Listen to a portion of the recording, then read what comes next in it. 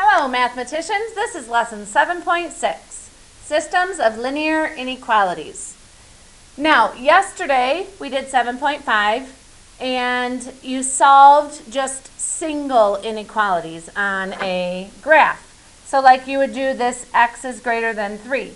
You draw a line through the x-axis at 3, and then you shade everything greater than. Then you could do this, y is less than -2. You draw a dotted line at -2 on the y, and it's everything less than. Now, your answer to this system, since it's 2, is everything that overlaps.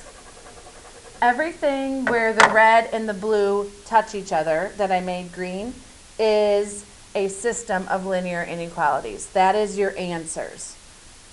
So, kind of very similar to graphing systems of equalities, where you find the point where they intersect. But now you have to deal with the shading also. So if you notice, they have the blue and the pink and then the light purple. The light purple are all of your answers. So you're going to be given two equations like this, and you're just going to graph them both.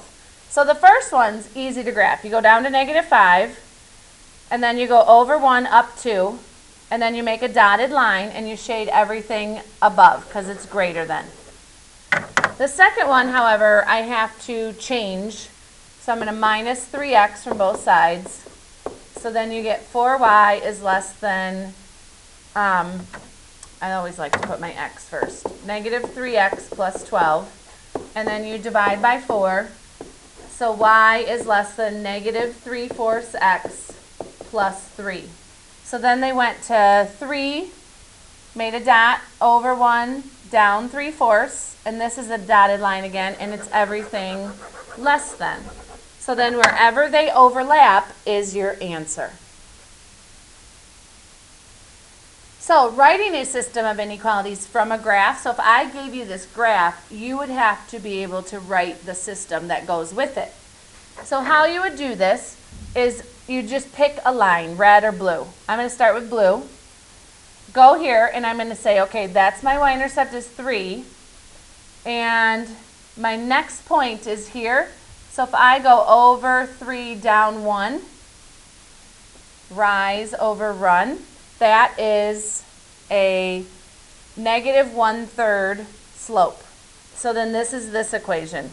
Y is less than, because it's shaded, less than or equal to, because it's a filled in line, -1/3 x plus 3. Now if I go to the red one, I'm going to be at -2, and then here's my next point. So I go over 2 up 2, so that's a slope of 1.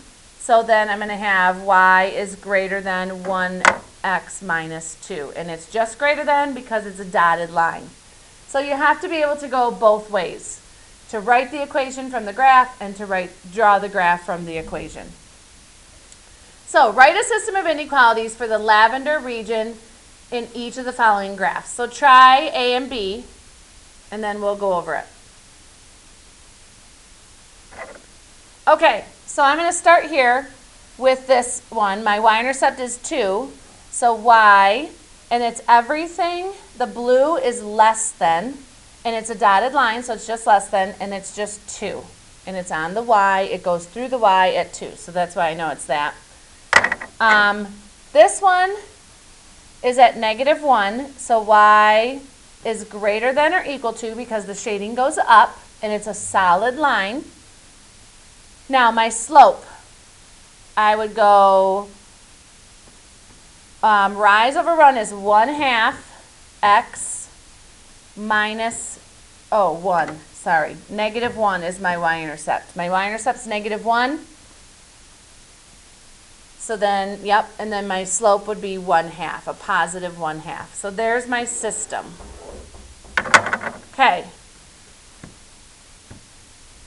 For the next graph, I am going to be starting with my red, and that is x, and then it's everything greater than, and then -3. It goes through the x. That's what you want to make sure.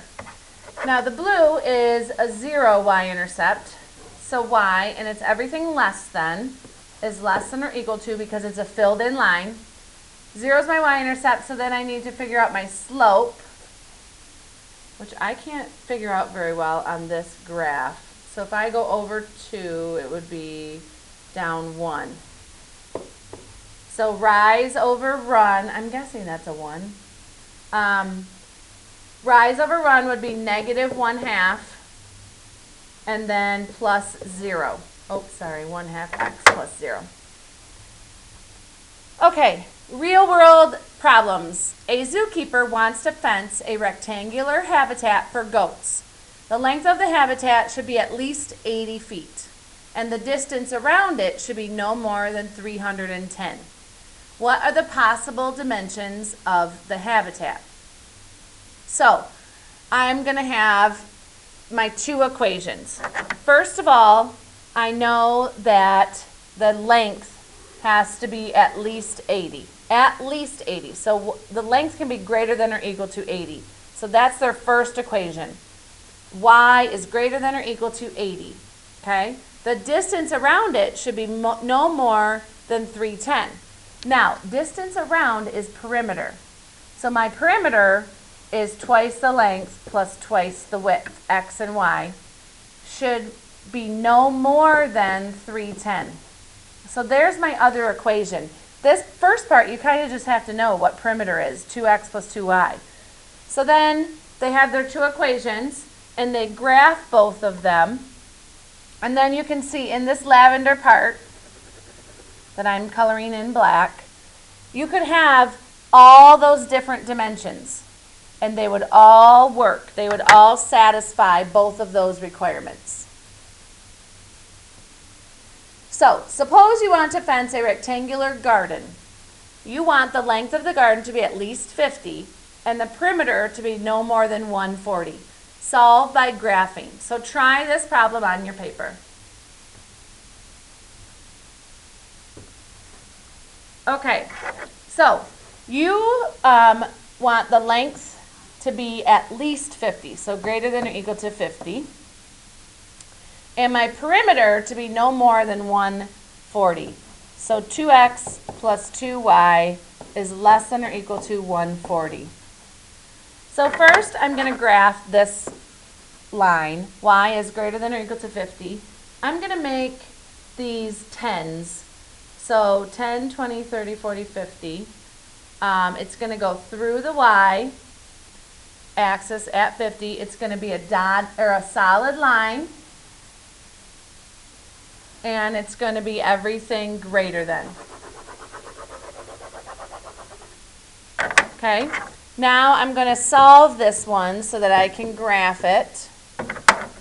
So I get 2y is less than or equal to negative 2x plus 140. And then I divide by 2. So y is less than or equal to negative 1x plus 70. So now I'm going to graph this. So I'm going to go up to 70. So these are each 10. So here's 70. And I have a negative 1 slope. So I'm not going to go down very far because it's 10. So now this is a solid line. And it's everything less than. So now, on your paper, what you're going to want to do is shade both of those, and then once you find your answer, just take your pencil and shade in the area that overlaps and just make it darker with your pencil. So that is my answer, all of those dimensions. So, suppose you need $2.40 in postage to mail a package to a friend. You have 9 stamps. Some are 20 and some are 34. How many of each do you need to mail the package? So, you're going to have two equations. First, you're going to start with the fact that you have 9 stamps. Okay? I have 9 stamps. So, A plus B would be 9. That's it. I know right off the bat that I have 9 stamps. Then your second equation is going to be your 20 cents times A, and your 34 cents times B equals 240.